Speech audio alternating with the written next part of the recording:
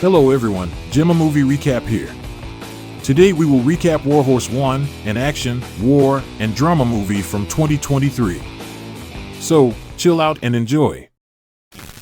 But before we start, please support our channel by subscribing and click the bell icon for future notifications. Now, let's start. The movie begins in the U.S. Embassy in Islamabad, Pakistan. A man named Dave in Washington receives a call from Mike, an ambassadorial representative. He claims that in order to remove a group of missionaries from Sarid, a city on the Afghan border. He responds that thousands of individuals are attempting to leave the nation. When he says that they are Americans rather than natives, he becomes concerned. Dave now informs him that the enemy has pushed a large number of militants into that region. In Kabul, they have already attacked a school, a government facility, and an embassy. Mike tells him the names of the missionaries and hangs up the call. The following moment, a chopper is seen hit by an RPG, and a soldier is falling in Keanu province of Afghanistan. The fallen soldier eventually regains consciousness and rises up in a wilderness. He goes around while gazing at his surroundings. He attempts to contact his squad, Warhorse, while repairing his radio. He talks with the control room and alerts them about the crash when no one from his chopper's team replies. He requests that they use the drones to find his location. When they find him, he instructs them to search the crash scene for any survivors. He sees some insurgents on the cliff of the hill and informs them that he is moving towards the site. Suddenly, the insurgents hit the crashed chopper again with their rocket launcher. He finds a strategic spot behind the stones and starts firing at them.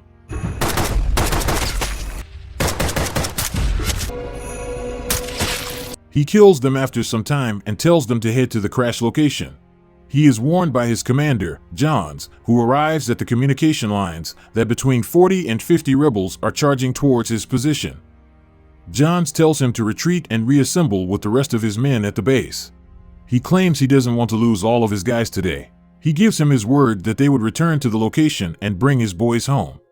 Cut off from the communications, Mirko interacts with the rebels.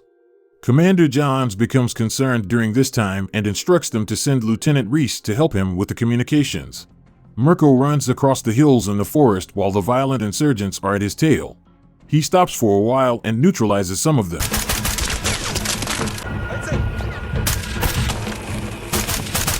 He tries to run to the crash location once more, but the terrorists once more stop him. He briefly engages them in firing before leaping off the cliff and into the Keanu River.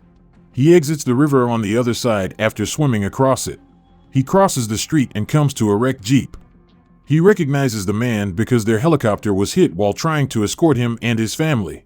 The missionaries Mike was referring to at the outset are the same ones. If he is Matthew Williams, he inquires. After being injured and pleading with him to save his daughter, Matthew passes away. Mirko asks the girl his name. She says Zoe, and he takes her out of the jeep. Her family is dead, and he has to take care of her to take her to a safe place. To reach the mountain, they trek through the hills. Radom, the main commander of a militant, approaches the dead mercenaries on the jeep side. His commander informs him that they have all been killed, but they did discover 2 sets of tracks that were made by a man and a child traveling east. As punishment for his carelessness, Radom commands them to go look for them. Their commander arrives in a different area of the terrain after they diverge in various directions. On the radio, he queries his commander as to whether the boy and guy have been located. Radom chastises him for his recklessness in allowing the American to escape. The commander assures him that no one wants to get their hands on that infidel more than him and his team.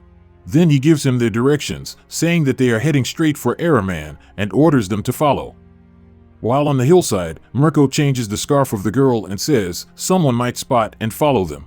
He states to be a kind man who doesn't harm people the way those who injured her parents do, and he wants to be her buddy. He gets her support, and they continue. They eventually arrive to a cave, where Mirko spots some rebels strolling on their upper selves. He motions Zoe to stop what she's doing and ascends. She witnesses him killing them as he neutralizes them. After this, he takes her from there and walks through the trails, and reaches a cave. He asks her to sit quietly, as he wants to go to check the area. He comes out and connects to the base. He tells them that he has a little objective with him and needs to be evaluated as soon as possible. The respondent tells him that they do not have any air support at the moment. He says he will have to stand by till the support. Mirko then goes to make a landmine under the bushes. When Zoe approaches him and inquires as to what he is doing, he replies that it is only a surprise for the bad guys. She is instructed to leave that and return to the cave by him. To get her to go asleep in that cave, he tells her a bedtime story. He remembers his assignment and the chopper journey prior to the crash when she is asleep. They learn aboard the helicopter that their original plan has been modified, and they are instructed to remove the U.S. citizens right away. With William Walters and his family, 6 friends, and a green trooper, they are on the road. The chopper suddenly explodes up in the air as the pilot yells RPG and jumps out. This wakes him up, and he gets up the female to tell her to leave by going outside. She notices an enemy approaching them, and when Mirko uses his knife to kill him, she experiences the horrific shock of the episode involving the murder of her family. She remembers how her brother, father, and mother were murdered by their leader, Jara, Yusef, and others. She doesn't recover from her shock till Mirko lifts her up. To go to the mountain, they traverse the forest shrubs. Following their trail, several of the men of Radom, the top commander, beg them to be quiet when they get close to them. Mirko halts behind a tree after sensing their presence. They wait there until they cross that region. He is told by Zoe that she is missing her mother and that she is also missing, much like his father and brother. When he responds that it is just a part of their existence, she sobs. While the rebels continue to follow their trails, he carries her away from the area. When Mirko stops using the binoculars to observe them, Zoe gets up and starts to look around.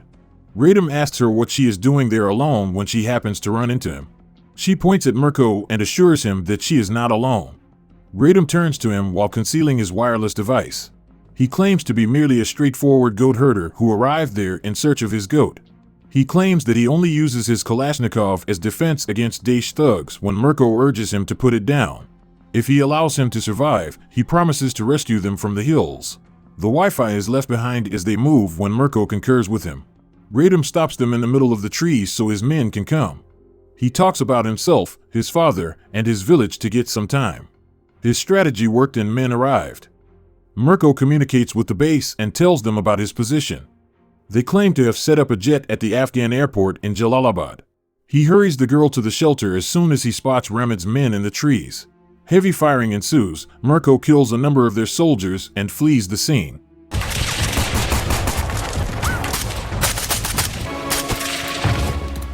Although they have seized him, he tries to find the girl. Radom has Zoe imprisoned in an unidentified place. Mirko pursues them, encounters a guard, kills him, and enters the cave. On the other side of the cave, in a militant stronghold, he emerges. Killing the insiders deftly,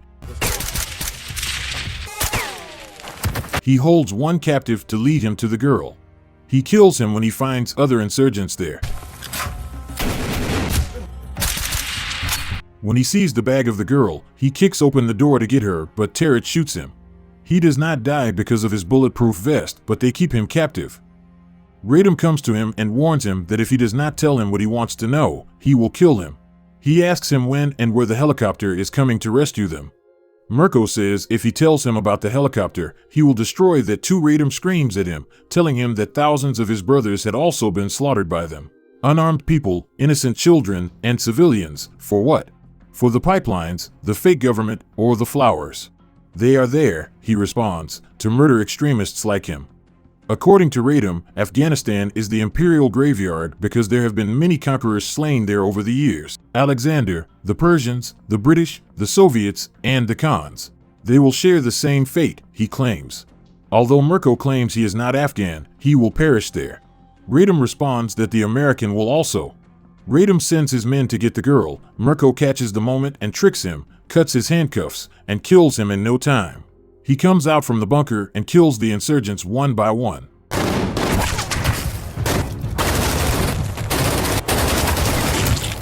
He rushes to find Zoe, but the insurgents try to stop and kill him. Tarot and Jara give him difficulty reaching the girl. Tarot sends Jara to divert Mirko, but he kills him. He waits and tricks Tarot too before killing him. Yusuf now shoots him from behind, but he also kills him.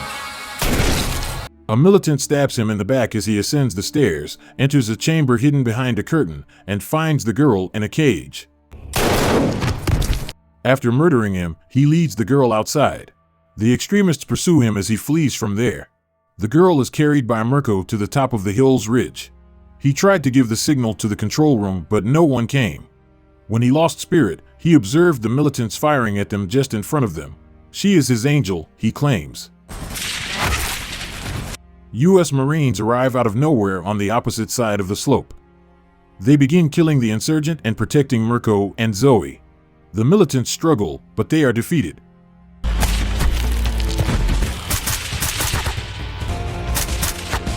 The militants are killed and flee, and the rescue team takes Mirko and the girl toward the chopper. Zoe watches Mirko smiling. That's all about the film. Hope you enjoy this video. Don't forget to subscribe us for more videos like this and help this channel grow.